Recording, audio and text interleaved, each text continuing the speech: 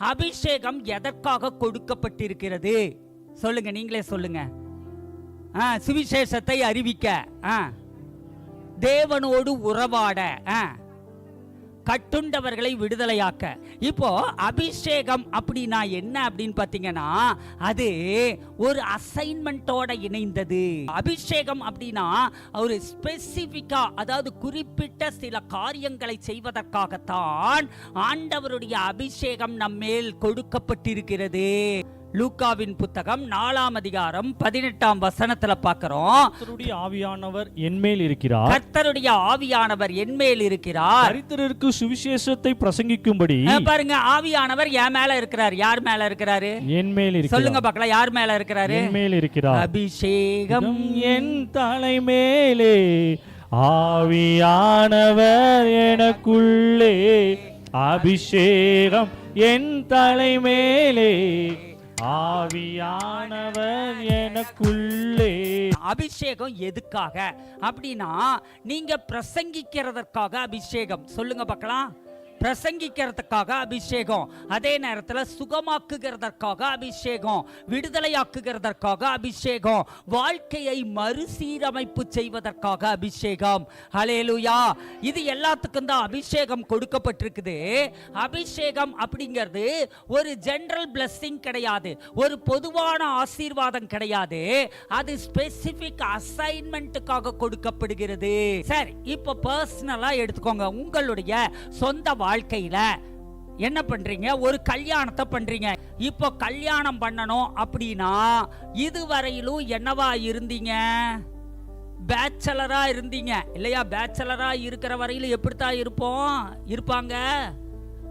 சுதந்திரமா இருக்கிறது இல்ல. எப்படி இருப்பாங்க? பொறுப்பு இல்லாம இருப்பாங்க. எப்படி இருப்பாங்க? பொறுப்பு இல்லாம இருப்பாங்க. இப்ப என்ன, கல்யாணமானவங்க எல்லாம் கைது செய்யப்பட்டீங்களா? சுதந்திரமா இருப்பாங்கங்கிறீங்க.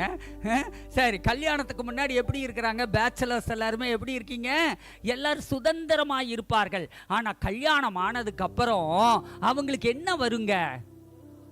குடும்ப தலைவன் என்கிற ஒரு பொறுப்பு, குடும்ப தலைவி என்கிற ஒரு பொறுப்பு. அப்போ இங்க என்ன தேவை? ஒரு குடும்ப தலைவனாக, ஒரு கணவனாக, ஒரு மனைவியாக, ஒரு தாயாக, ஒரு தகப்பனாக செயல்படுகிறதற்கான என்ன தேவைங்க? பொறுப்பு தேவை. அந்த பொறுப்பு, பருப்பு இதெல்லாம் எங்க இருந்து வருதுங்க? அபிஷேகத்தில் இருந்துதான் வருகிறது. எங்க இருந்து வருது? அபிஷேகத்தில் இருந்துதான் வருகிறது. சரி, இப்ப பேச்சலரா இருந்தவனுக்கு பெற்றோர் பார்த்து என்ன பண்ணி வைக்கிறாங்க? கல்யாணம் பண்ணி வைக்கிறாங்க. கல்யாணத்தை பெற்றோர் என்ன பண்றாங்க? நல்ல ஜபத்தோட பண்ணி வைக்கிறாங்க. சரி, அந்த மாப்பிள்ளை பையனும் பொண்ணு பிள்ளையும் கூட என்ன பண்றாங்க? அவங்களும் ஜபம் பண்ணி கல்யாணம் பண்றாங்கன்னு வச்சுக்கோங்க. ஆனா கல்யாணத்துக்காக பொண்ணு தேடுறதுக்கு ஆரம்பிக்கிறதுக்கு முன்னாடி இருந்து உங்க அபிஷேகத்தை வளர்த்து கொள்ள வேண்டும்.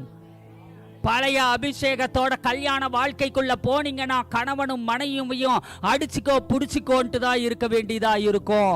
ஹல்லேலூயா. சொல்லுங்க, பக்கத்துல இருக்கிறவங்களை பார்த்து சொல்லுங்க, குடும்ப வாழ்க்கைக்கு அபிஷேகம் தேவை. ஹல்லேலூயா. அப்போ குடும்ப வாழ்க்கைக்கு அண்டர்ஸ்டாண்டிங் தேவைன்னு சொல்லுவாங்க இல்லையா? அந்த அண்டர்ஸ்டாண்டிங்க்கு முன்னாடி தேவையானது என்ன அப்படின்னா அபிஷேகம் தேவை. அந்த புது எண்ணெய் தேவை. அப்போ ஒரு நிலையிலிருந்து எங்கிருந்து போறாங்க? பேச்சலர் என்கிற நிலையிலிருந்து ஃபேமிலி மேன், ஃபேமிலி உமன்கிற ஒரு நிலைக்கு உயர்த்தப்படுகிறார்கள். அதுக்கு ஒரு அபிஷேகம் தேவை. ஹல்லேலூயா. 8ஆம் கிளாஸ்ல இருந்து 9ஆம் கிளாஸ் போறதுக்கு என்ன வேணுங்க? அபிஷேகம் தேவை.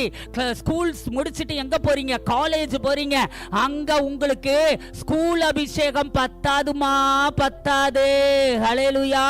காலேஜ் அபிஷேகம் வேணும். ஹல்லேலூயா. அப்போ நீங்க நிறைய பேர் என்ன சொல்வீங்க? இந்த மாசத்துல யார் யாரெல்லாம் பிறந்த நாள், வெட்டிங் டே, கை தூக்குங்க பார்க்கலாம். பிறந்த நாள் வெட்டிங் டே உள்ளவங்க எல்லாம் சரி கை தூக்குங்க. நல்லா பிறந்த நாள் வெட்டிங் டே உள்ளவங்க எல்லாம் என்னதுங்க? இந்த மாதத்துல இருக்கக்கூடியவங்க எல்லாருக்கும் என்ன தேவை அப்படின்னா, ஒரு புதிய ஆண்டுக்குள்ள போறீங்க. அந்த புதிய ஆண்டுக்கான புதிய எண்ணெயின் அபிஷேகம் தேவை. ஹல்லேலூயா. அதை விட்டுட்டு நாம என்ன பண்றோம், ஒரு சின்ன ஜெபம், பிறந்த நாள் அன்றைக்கு, திருமண நாள் அன்னைக்கு ஒரு சின்ன ஜெபம் பண்ணிட்டு என்ன பண்ணிடுறோம், நல்ல பிரியாணி ஆக்கி சாப்பிட்டுட்டு கேக்கு வெட்டி கொண்டாடிடுறோம். ஹல்லேலூயா. கேக்கு உன் வாழ்க்கையில கேட்காதுமா. ஹல்லேலூயா. கேக்கு உன் வாழ்க்கைக்கு கேட்காது.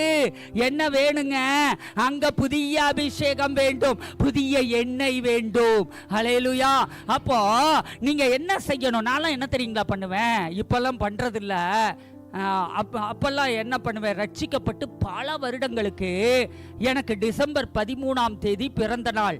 அப்படின்னா நான் 11, 12, 13 என்னைக்கு வரையிலும் பிறந்த நாள் அன்னைக்கு நீங்க பிரியாணி சாப்பிடுகிற சகோதர சகோதரிகளே, பிறந்த நாள் அன்னைக்கு புது துணி போடுகிற சகோதர சகோதரிகளே, பிறந்த நாள் அன்னைக்கு கேக் வெட்டி கொண்டாடுகிற சகோதர சகோதரிகளே, ரொம்ப வருஷம் நான் என்ன தெரியுமா பண்ணேன், 11, 12, 13 இந்த 3 நாளும் என்ன பண்ணுவேன் அப்படின்னா, குடியாமலும் புசியாமலும்.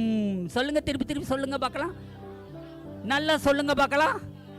குடியாமலும் புசியாமலும் 3 நாள் தேவ பிரசன்னத்துல காத்திருப்பேங்க.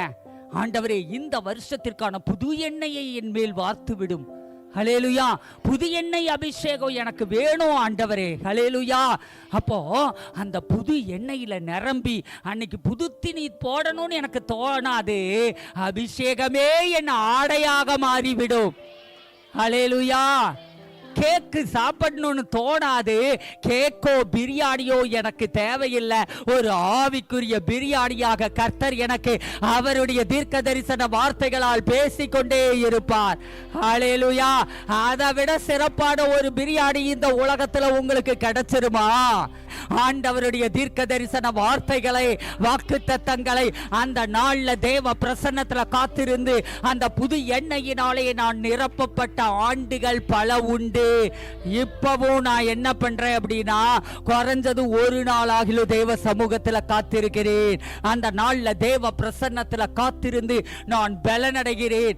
தேவ பிரசன்னத்துல காத்திருந்து புது எண்ணெயினால் அபிஷேகம் பண்ணப்படுகிற போது கர்த்தருக்கு காத்திருக்கிறவர்கள் புது பலன் அடைந்து கழுகுகளை போல சட்டைகளை விரித்து உயர பறப்பார்கள். ஹல்லேலூயா. புது எண்ணெய் தேவ சகோதரி, புது எண்ணெய் தேவ சகோதரா. ஹல்லேலூயா. சரி, அப்போ இந்த உங்க கல்யாணத்துக்கு உங்களுக்கு புது எண்ணெய் வேணும். ஹல்லேலூயா. ஒரு சீசன்ல அடிக்கடி சிக்னஸ் வருதா, அடிக்கடி பலகீனங்கள் வருதா, போராட்டங்கள் வருதா, அங்க உங்களுக்கு என்ன வேணுங்க, அங்க அந்த சீசனுக்கு தேவையான புது எண்ணெய் வேணும். ஹல்லேலூயா.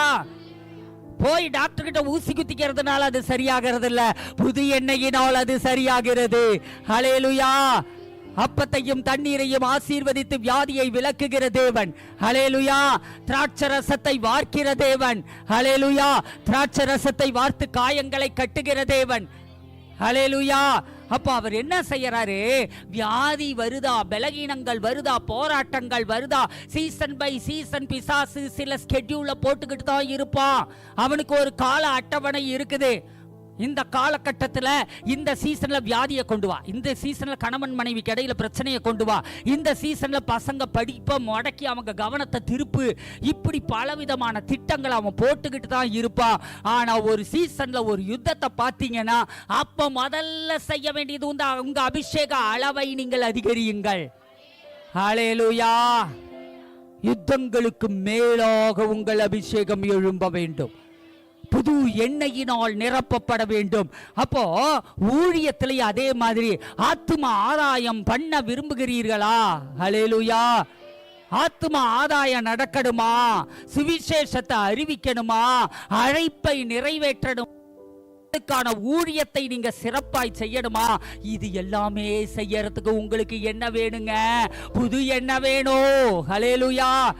போய் ஒருத்தருக்கு ஜெபம் பண்றீங்க, என்ன பண்றீங்க, போய் ஒருத்தருக்கு ஜெபம் பண்றீங்க, சுகமாகல, அப்ப என்ன செய்யணும், உங்களுக்குள்ள இருந்த பழைய எண்ணெய் பத்தல, அப்ப என்ன வேணும், புது எண்ணெய் வேணும். இன்னும் நீங்க எண்ணெயில நிரம்பி போய் அவங்களுக்கு ஜெபம் பண்ணுங்க, சுகம் வரும், விடுதலை வரும். ரட்சிக்கப்பட மாட்டேங்கிறாங்களா, எண்ணெயில நிரம்பி போய் நீங்க ரட்சிப்புக்குள்ள நடத்துங்க. ஹல்லேலூயா. அப்போ இருக்கிற அபிஷேகத்தோட நீங்க போய் ஊழியத்தை செய்தா என்ன பண்ண முடியாது? சாதிக்க முடியாது.